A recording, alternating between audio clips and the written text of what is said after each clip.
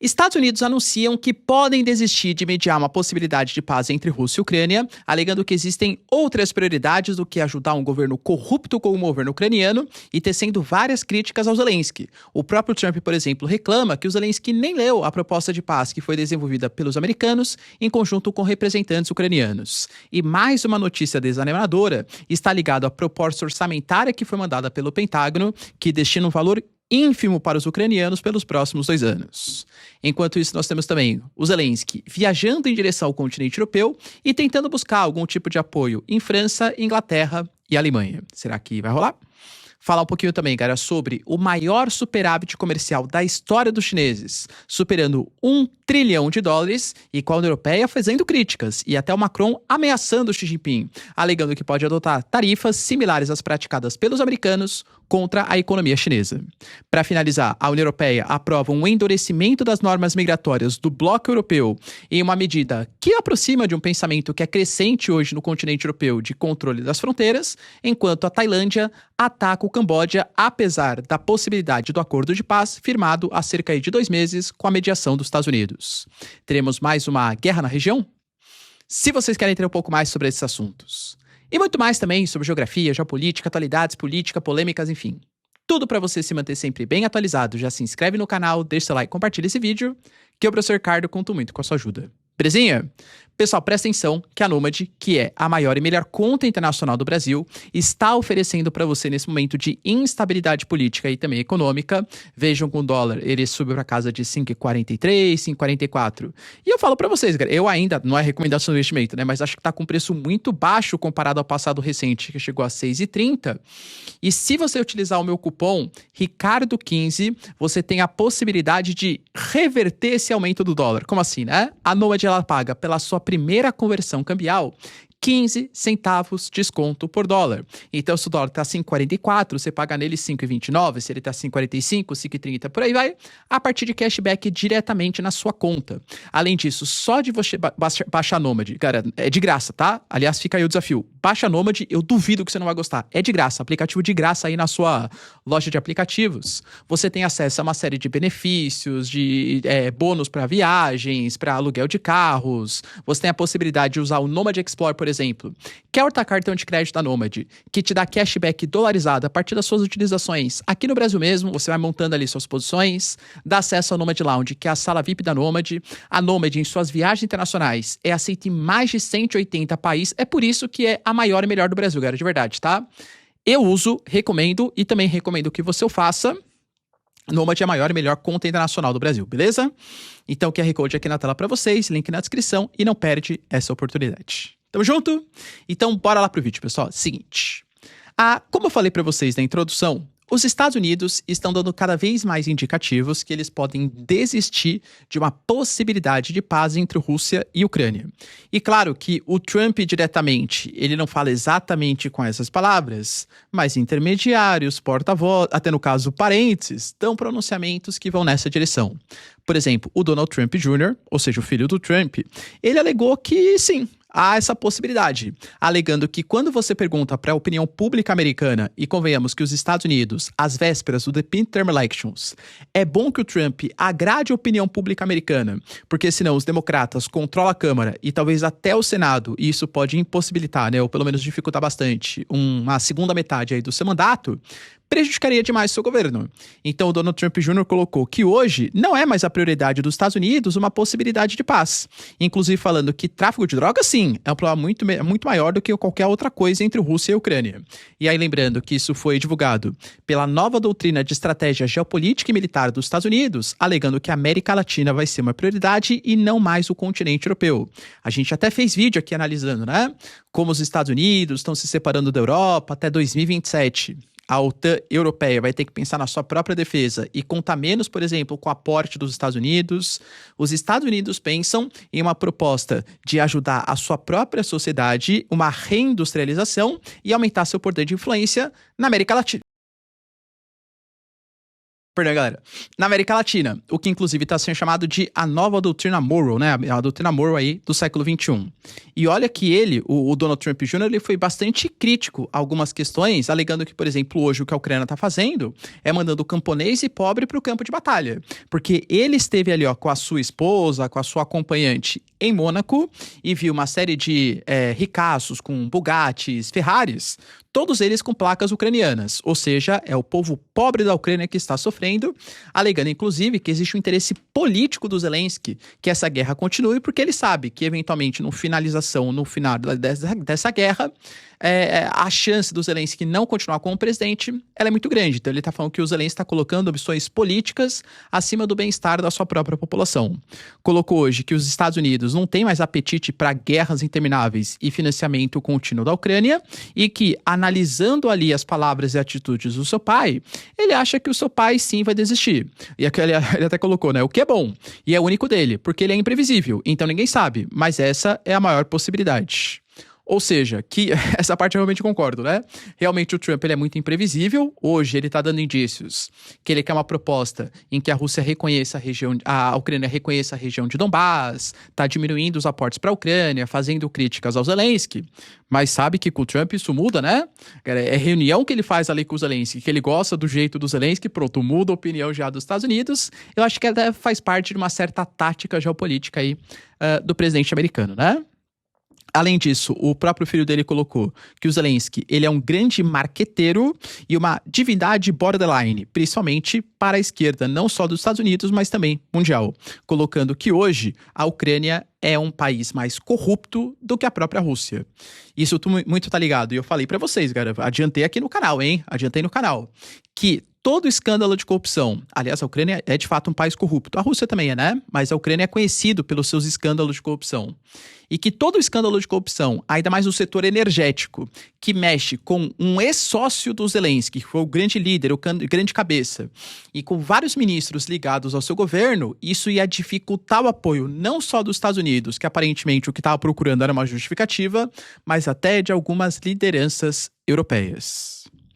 Além disso, o Trump colocou que está decepcionado com o Zelensky porque ele não leu a proposta de paz.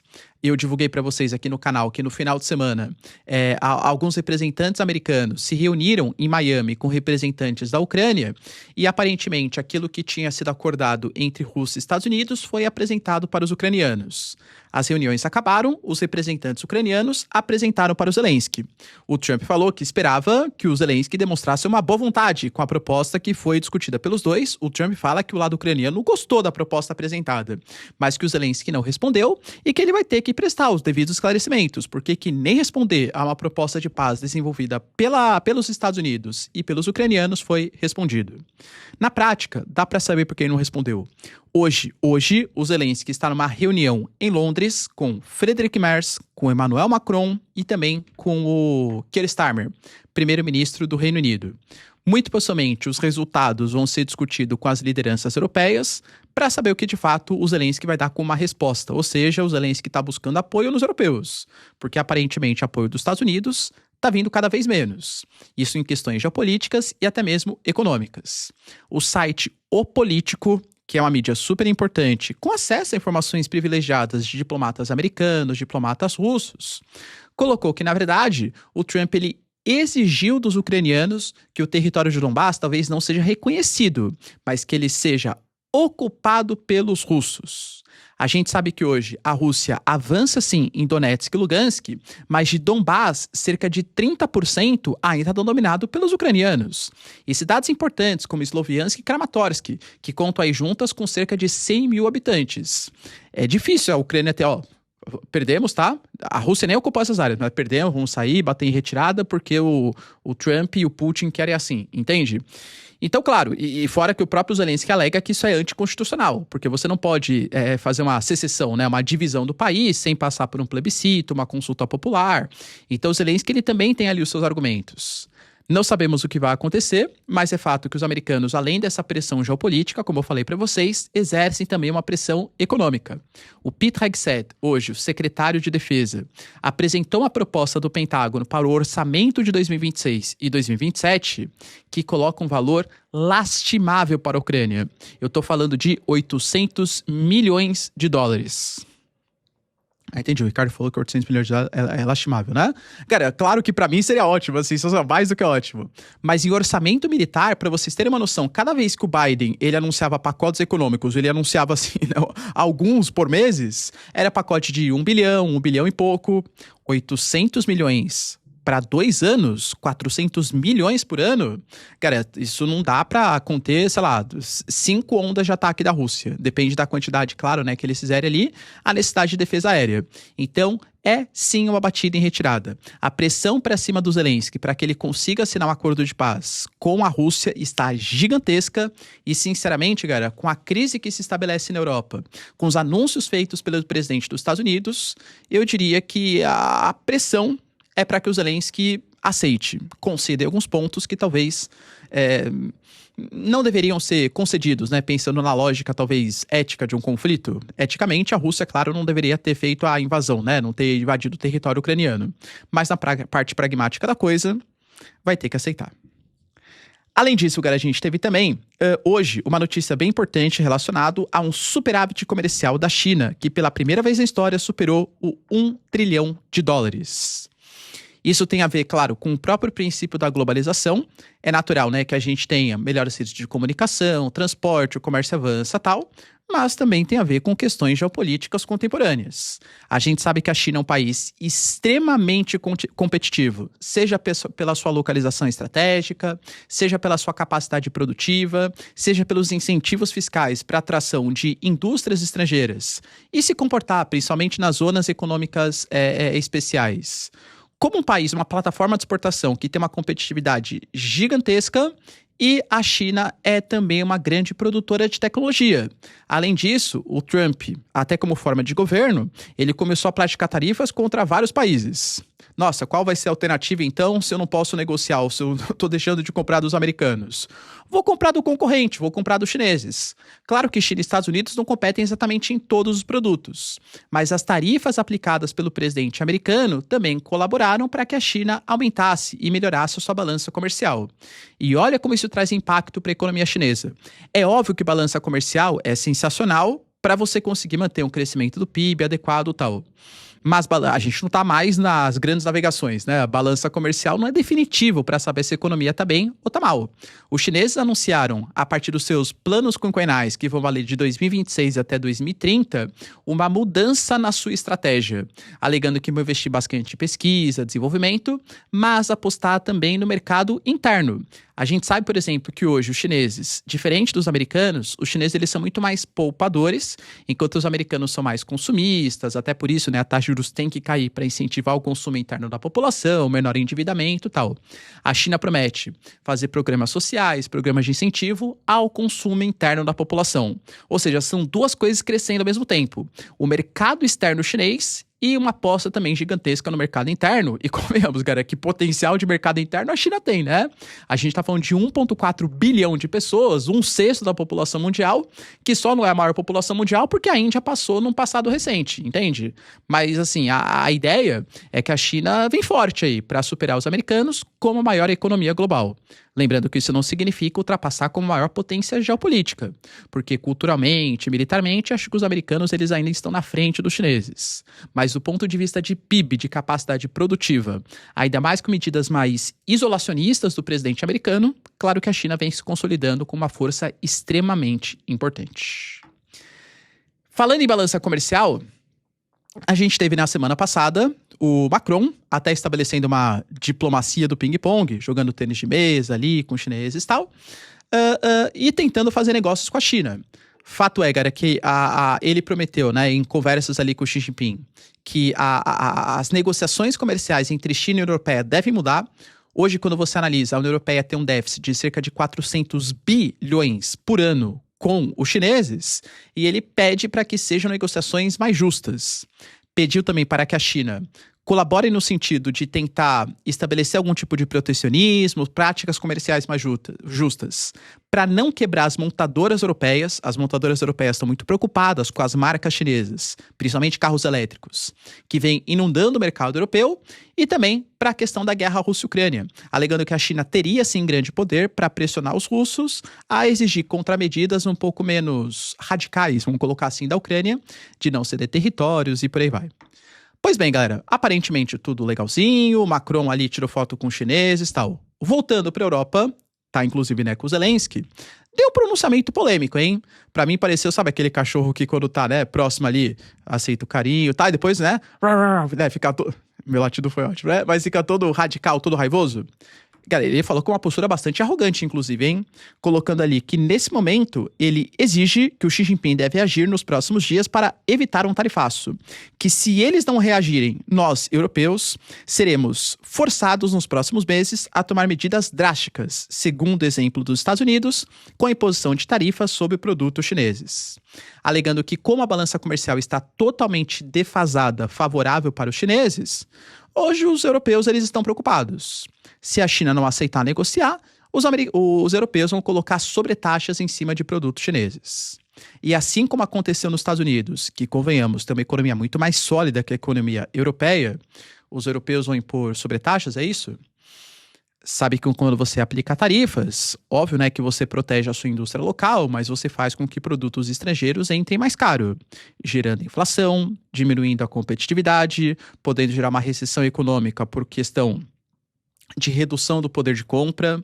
Cara, não sei, tá, se a União Europeia ela tem condições, em um momento em que está querendo aplicar confisco nos ativos russos, a gente fala de um valor de cerca de 90 bilhões que vão ser cedidos ali para a Ucrânia. A Bélgica não está querendo, os países europeus estão querendo fazer algum tipo de garantia para que não fique tudo na mão da Bélgica, que a gente fala de quase 210 bilhões, né, confiscados ali pelos belgas. A Bélgica está desesperado que isso possa fazer algum tipo de redução dos investimentos, as garantias vão ficar tudo em cima da Bélgica e tal, né? Em Bruxelas. Então, existe um monte de preocupações com recessão econômica, com questão de política migratória, vão aplicar tarifas em relação a produtos chineses, podendo gerar retaliações da China, que é um importante mercado consumidor para a União Europeia. Mas o Macron colocou, hein, galera? Ameaça o Xi Jinping. Ou reverte essa balança comercial deixando um pouco mais justa, ou nós, europeus, vamos sobretaxar os produtos chineses, assim como o presidente Trump também fez contra o Xi Jinping. E agora, será que vai cumprir a promessa? Deixa aí nos comentários. Para finalizar, pessoal, tivemos também a União Europeia aprovando um endurecimento das normas migratórias do bloco, o que era um pedido das próprias lideranças europeias. A gente sabe que hoje o movimento eurocético, o movimento anti-imigração, o movimento ultranacionalista, ele cresce no continente europeu. E por mais que isso não seja uma demanda assim, né, eu diria de algumas das lideranças mais importantes da União Europeia, isso é um sentimento crescente em outros países, ou até nos países onde essa direita não se consolidou com tanta força. Por exemplo, na Espanha. Na Espanha a gente tem o Pedro Sánchez, que é um cara mais de esquerda, que ele publicamente demonstrou preocupações com essas mudanças nas normas migratórias. Mas é fato que todos os ministros dos 27 países, ministros do interior, eles aprovaram a proposta que foi apresentada pela Comissão Europeia, que é uma espécie de poder executivo da União Europeia. Na prática, vão ser criados centros de retorno fora do bloco para aqueles que tiverem pedido de asilo negado. Então, por exemplo, o cara entra, sei lá, pela Itália, e aí a Itália nega o pedido de asilo. Pô, esse cara teria que ficar esperando na Itália para ser mandado aí para outros territórios e tal, né? Agora não, vai ter criação de um outro centro em outro local para ele esperar para saber onde ele vai. Além disso, a ideia de sanções contra pessoas que entrem ilegalmente na União Europeia e também o envio para países seguros, não necessariamente o país de origem da pessoa. Então o cara veio, sei lá, da Líbia em direção à Itália. Como na Líbia ele não pode voltar porque não existe um convênio, um acordo, é um país em guerra civil, ele vai ser extraditado para outro país que o aceite, mesmo que não seja o seu país de origem. Problema do cara. Além disso, a gente sabe que a União Europeia não tem exatamente uma distribuição justa dos pedidos de asilo, porque quando você pega a região do Mediterrâneo, então países como Espanha, a Itália e a Grécia principalmente, eles têm muito mais pedidos do que a Bélgica, por exemplo, que está numa região mais ao norte ali do continente, né? O que os países consideraram? Todo mundo vai ter que ter responsabilidade para a concessão de asilos. Só que alguns países, como Bélgica, como a Suécia, como a Áustria, já anunciaram que recusaram. Não aceito isso. Mas, em compensação, vou ter que pagar cerca de 20 mil euros por pedido de asilo àqueles países que não aceitarem receber algumas pessoas nos seus domínios. Fato é que é uma política mais restritiva e que vai em consonância, primeiro, com o documento que foi apresentado pelos Estados Unidos, que fala de um caos civilizatório na União Europeia, porque a União Europeia está aceitando muitos árabes islâmicos de outros territórios, se bem que é verdade também que a Europa reduziu só no ano passado em 20% a entrada de imigrantes indocumentados, mas ainda assim é um terreno fértil, né? Você pega crise econômica, queda de natalidade, precisa de uma explicação fácil e simples. Culpa é do estrangeiro que tá vindo aqui roubar meu emprego, está mudando minha cultura. Então é o pensamento que tende a crescer bastante aí nos próximos anos, nos próximos anos. E para finalizar, pessoal, um dos acordos de paz que o Trump tinha colocado era o acordo de paz entre Camboja e Tailândia. Aparentemente, ele vai ter que reduzir de 8 para 7 de novo, porque os países estão voltando às vias de fato. A Tailândia acusou o Camboja de ter atacado uma base militar no território da Tailândia, e a Tailândia respondeu, lançando ataques aéreos que mataram, nesse momento, até enquanto eu gravo para vocês, 4 civis, e atacando também posições na área de fronteira. A Tailândia evacuou cerca de 30 mil pessoas pela volta das tensões, lembrando que o acordo foi assinado em outubro. Mas mesmo no mês passado, em novembro, a gente já teve pessoas da Tailândia que se feriram por terem pisado em áreas que estavam com minas terrestres, e aí houve acusações mútuas. Não, o Camboja que colocou, foi a Tailândia, enfim, né? Acusações dos dois lados. E é fato que agora esses ataques vão ter algum tipo de resposta. O Camboja, por exemplo, alegou que não foi ele que fez o primeiro ataque. Na verdade, né, foi um ataque deliberado da Tailândia e que está pedindo algum tipo de paz para ver se a Tailândia para de fazer ataques. A Tailândia fala que é uma resposta ao Camboja e está tentando aumentar as tensões. Vale lembrar que existem disputas entre os dois territórios, isso desde o período imperial, mas vindo para um passado um pouco mais recente, remonta a 1907, quando no domínio colonial da França, o Camboja ele foi dividido numa divisão que eu diria que a Tailândia não concordou muito. A Corte Internacional de Justiça julgou novamente e em 1962 colocou sob alguns domínios do Camboja algumas áreas que a Tailândia recomendava ou via como se fossem seus territórios historicamente. Então, Tailândia e Camboja têm disputas territoriais e eu diria que no futuro próximo as tensões podem aumentar, mesmo Trump tendo feito esse acordo de paz. Beleza, pessoal? Deu para entender os principais acontecimentos? Se vocês curtiram o vídeo então, já deixa seu like, se inscreve no canal. Tamo junto, beijos, abraços e tchau, tchau.